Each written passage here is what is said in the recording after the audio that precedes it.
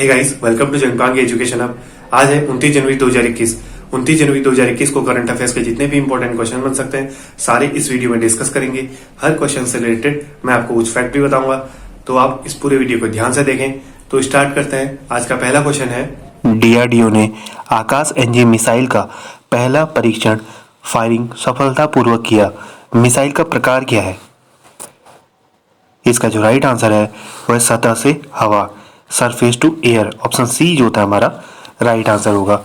DRDO ने आकाश NG missile का सफल प्रक्षेपण किया है।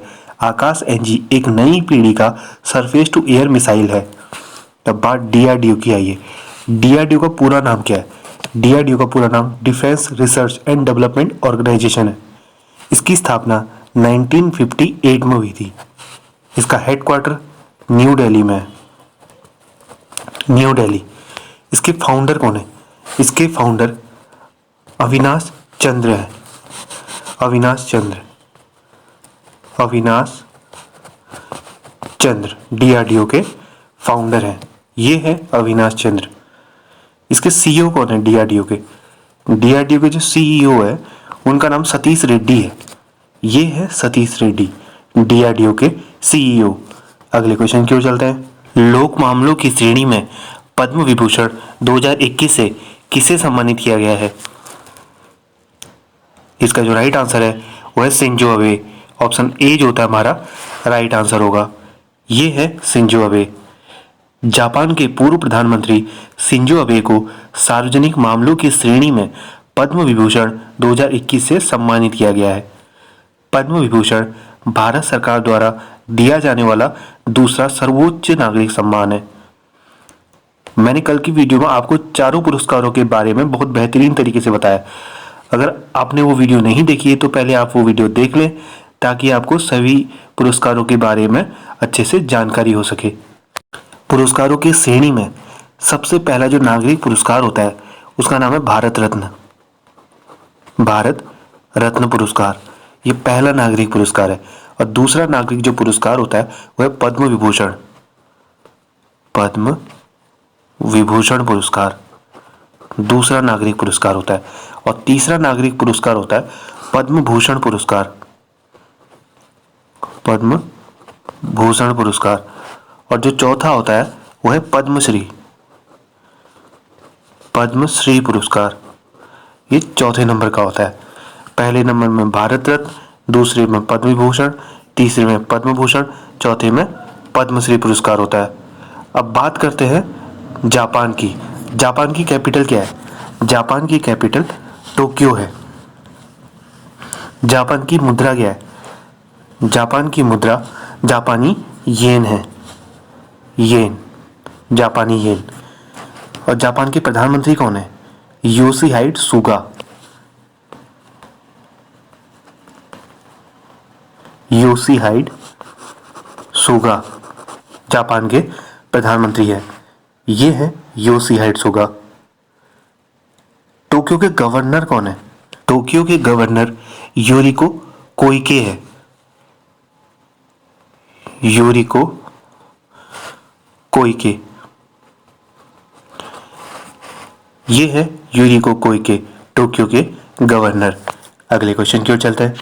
किस राज्य के पर्यटन को बढ़ावा देने के लिए reality show 100 days in heaven launch किया जाएगा? इसका जो राइट आंसर है वो है उत्तराखंड। ऑप्शन बी जो था हमारा राइट आंसर होगा। बॉलीवुड स्टार अमिताभ बच्चन जल्द ही उत्तराखंड पर्यटन को बढ़ावा देने के लिए एक reality show 100 days in heaven की मेजबानी करेंगे। अब उत्तराखंड के बारे में कुछ जान लेते हैं। उत्तराखंड की कैपिटल क्या है? उत्तराखंड की कैपिटल समर सीजन में गैरसैंण है। गैरसैंण समर सीजन में। और विंटर सीजन में उत्तराखंड की जो कैपिटल है वो देहरादून है। समर सीजन में गैरसैंण और विंटर सीजन में देहरादून है। इसके गवर्नर कौन है उत्तराखंड के? उत्तराखंड के जो गवर्नर है वह है बेबी रानी मौर्य। बेबी रानी मौर्य उत्तराखंड की गवर्नर है। ये है बेबी रानी मौर्य। उत्तराखंड के मुख्यमंत्री कौन है? त्रिवेंद्र सिंह रावत। त्रिवेंद्र सिंह रावत उत्तराखंड के मुख्यमंत्री हैं। ये हैं त्रिवेंद्र सिंह रावत उत्तराखंड के मुख्यमंत्री। अगले क्वेश्चन की ओर चलते हैं। IDBI इंटेक बोर्ड के नए अध्यक्ष के रूप में किसे नामित किया गया है? इसका जो राइट आंसर है वो है सुरेश खतनार। ऑप्शन डी जो होता है हमारा राइट आंसर होगा। ये है सुरेश खतनार। सुरेश खतनार को भारतीय औद्योगिक विकास बैंक IDBI इंटेक के बोर्ड के नए अध्यक्ष के रूप में नामित किया है। IDBI इंटेक यह कंसल्टेंसी के क्षेत्र में IT से संबंधित सेवाएं प्रदान करती है। इसकी स्थापना कब हुई थी? IDBI इंटेक की स्थापना मार्च 2000 में हुई थी। इसका हेडक्वार्टर नावी मुंबई है। नावी मुंबई। अगले क्वेश्चन की ओर चलते हैं। भारत के GDP को IMF द्वारा वित्त वर्ष 2020-21 में कितने प्रतिशत तक अनुमानित किया गया है? इसका जो राइट आंसर है वो है 8%। ऑप्शन बी जो होता है हमारा राइट आंसर होगा। अंतर्राष्ट्रीय मुद्रा कोष यानी IMF ने चालू वित्त वर्ष 2020-21 में भारतीय अर्थव्यवस्था को 8% तक अनुबंधित किया है। IMF के बारे में भी जान लेते हैं। IMF का पूरा नाम इंटरनेशनल मॉनिटरिंग फंड है। इसके चीफ इकोनॉमिस्ट कौन है? इसके चीफ इकोनॉमिस्ट गीता गोपीनाथ है। गीता गोपीनाथ। ये है गीता गोपीनाथ IMF के चीफ इकोनॉमिस्ट। इसका हेडक्वार्टर का IMF का हेडक्वार्टर वॉशिंगटन DC में है। इसकी स्थापना 27 दिसंबर 1945 में हुई थी। इसके MD कौन है? IMF के MD क्रिस्टलिना जॉर्जीवा। ये है क्रिस्टलिना जॉर्जीवा IMF के MD। अगले क्वेश्चन की ओर चलते हैं। किस फिल्म ने गोवा में 51वें IFFI में सर्वश्रेष्ठ फिल्म का पुरस्कार जीता है? इसका जो राइट आंसर होगा वह into the darkness. Option B जो था हमारा राइट आंसर होगा। डेनमार्क की फिल्म इनटू द डार्कनेस ने गोवा में 51वें IFFI में सर्वश्रेष्ठ फिल्म का गोल्डन पीकॉक अवार्ड जीता है। गोल्डन पीकॉक अवार्ड जीता है। इसके डायरेक्टर कौन है इनटू द डार्कनेस के? Anders Ripon.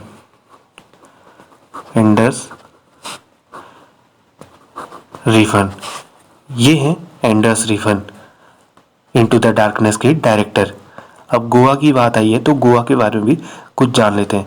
गोवा की कैपिटल कहाँ है? पणजी में। गोवा के गवर्नर भगत सिंह कोश्यारी हैं। ये हैं भगत सिंह कोश्यारी गोवा के गवर्नर। गोवा के मुख्यमंत्री कौन है? गोवा के मुख्यमंत्री प्रमोद सावंत है। प्रमोद सावंत। ये हैं प्रमोद सावंत गोवा के मुख्यमंत्री। अब IFFI ये क्या है? IFFI इसका पूरा नाम international film festival of India है। इसकी स्थापना कब हुई थी IFFI की? इसकी स्थापना 24 जनवरी 1952 में हुई थी। अगले क्वेश्चन की ओर चलते हैं। एक बड़े पैमाने पर त्रिकोणीय सेवा संयुक्त द्विधा गति वाला अभ्यास MFAX 21 किस राज्य या केंद्र शासित प्रदेश में आयोजित किया जाता है? इसका जो राइट आंसर है वह अंडमान और निकोबार द्वीप समूह। ऑप्शन सी जो था हमारा राइट आंसर होगा। अंडमान और निकोबार द्वीप समूह में एक बड़े पैमाने पर त्रिसेवा संयुक्त द्विधा गति वाला अभ्यास MFAX 21 आयोजित किया गया है।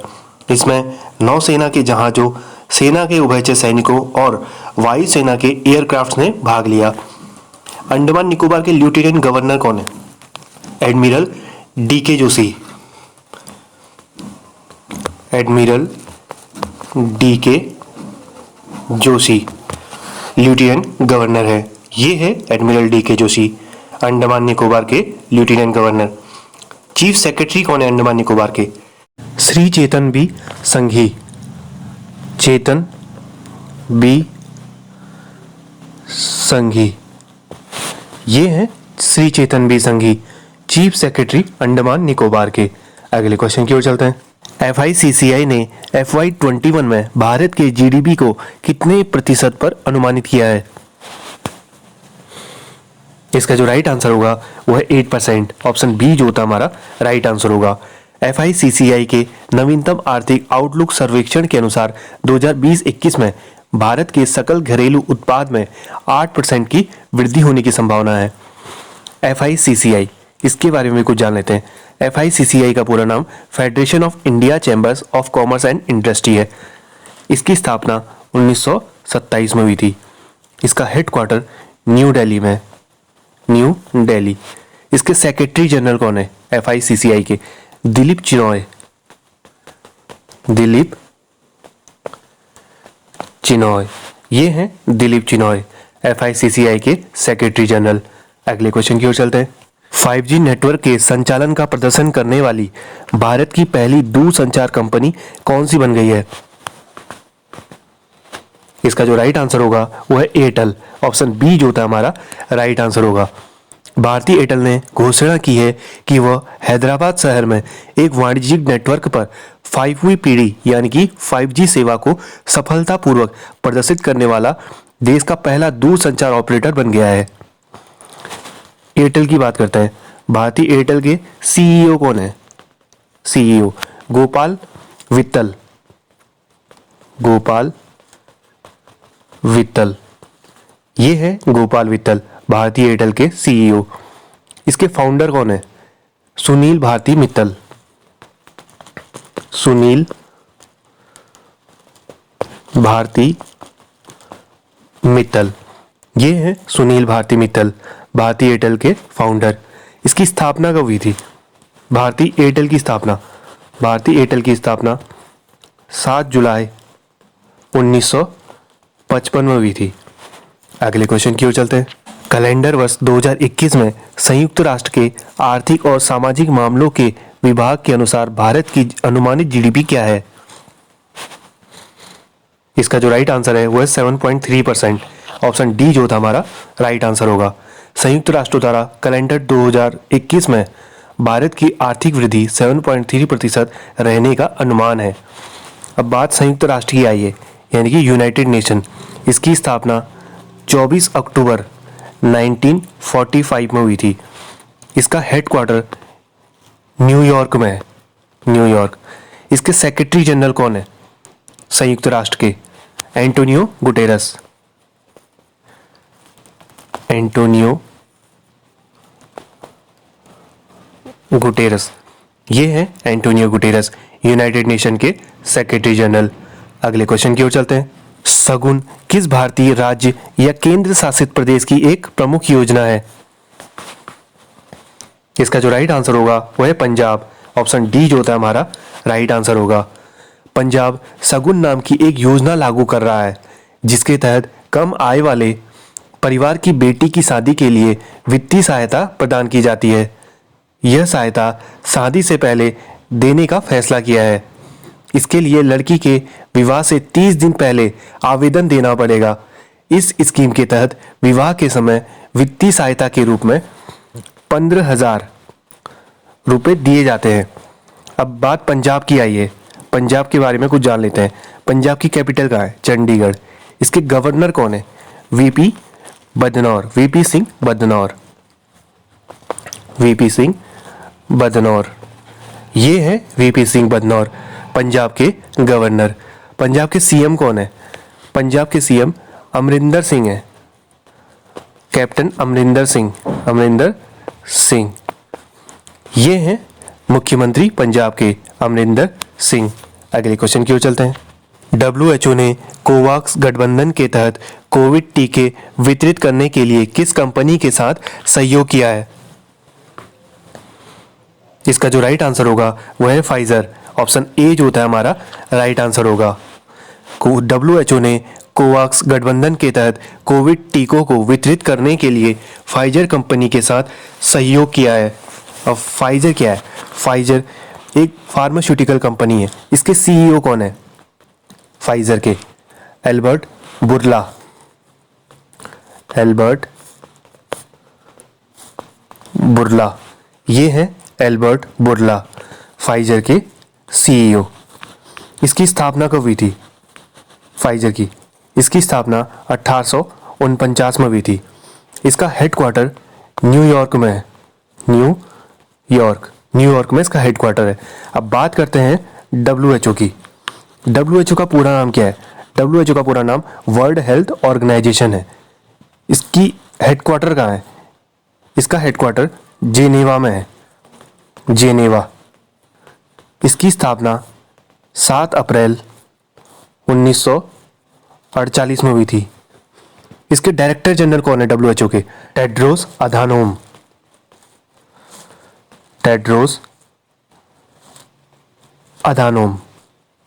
ये हैं टेड्रोस अधानोम, WHO के डायरेक्टर जनरल। अगले क्वेश्चन की ओर चलते हैं। ग्लोबल क्लाइमेट रिस्क इंडेक्स 2021 में भारत का रैंक क्या है? इसका जो राइट आंसर होगा वो है 7%। ऑप्शन बी जो था हमारा राइट आंसर होगा। ग्लोबल क्लाइमेट रिस्क इंडेक्स 2021 में बॉन स्थित पर्यावरण थिंक टैंक जर्मन वॉस द्वारा प्रकाशित किया गया है। 2019 में जलवायु परिवर्तन के मामले में भारत 7वें स्थान पर है।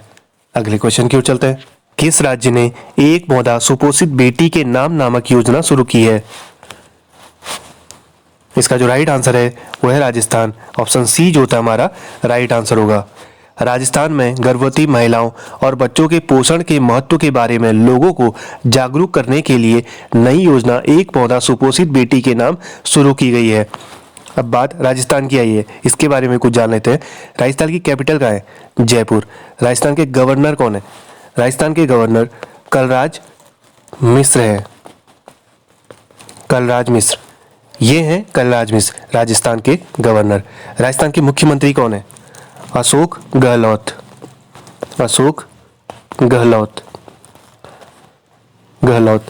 ये है अशोक गहलोत राजस्थान के मुख्यमंत्री। अगले क्वेश्चन की ओर चलते हैं। अंतर्राष्ट्रीय प्रलय स्मरण दिवस विश्व स्तर पर किस तिथि को मनाया जाता है? इसका जो राइट आंसर होगा वह 27 जनवरी। ऑप्शन सी जो था हमारा राइट आंसर होगा। प्रलय पीड़ितों की याद में अंतर्राष्ट्रीय दिवस प्रतिवर्ष 27 जनवरी को मनाया जाता है। अगले क्वेश्चन की ओर चलते हैं। आयुष्मान CAPF योजना राष्ट्रीय स्वास्थ्य प्राधिकरण यानी कि NHA और किस मंत्रालय की संयुक्त पहल है? इसका जो राइट आंसर है वह है गृह मंत्रालय। ऑप्शन बी जो था हमारा राइट आंसर होगा। राष्ट्रीय स्वास्थ्य प्राधिकरण और गृह मंत्रालय ने केंद्रीय सशस्त्र पुलिस बलों के कर्मियों और उनके परिवारों को कैशलेस और पेपरलेस चिकित्सा प्रदान करने के लिए आयुष्मान योजना शुरू की गई है। अब बात CAPF की। CAPF को भी जानना हमारे लिए बहुत जरूरी है। इसका पूरा नाम सेंटर आर्म पुलिस फोर्स है। CAPF की स्थापना 1 दिसंबर 1965 में हुई थी। NHA क्या है? NHA का पूरा नाम नेशनल हेल्थ अथॉरिटी है। इसकी स्थापना 2018 में हुई थी। आपको वीडियो कैसी लगी? अगर आपको वीडियो बेहद पसंद आई तो प्लीज लाइक कीजिए, शेयर कीजिए एंड सब्सक्राइब कीजिए। और हाँ, बेल आइकन को दबाना ना भूलें। मैंने इस वीडियो की PDF फाइल डिस्क्रिप्शन बॉक्स में डाल दी है, आप वहां जाके भी देख सकते हैं। तो मिलते हैं अगली वीडियो के साथ। आज के लिए बस इतना ही।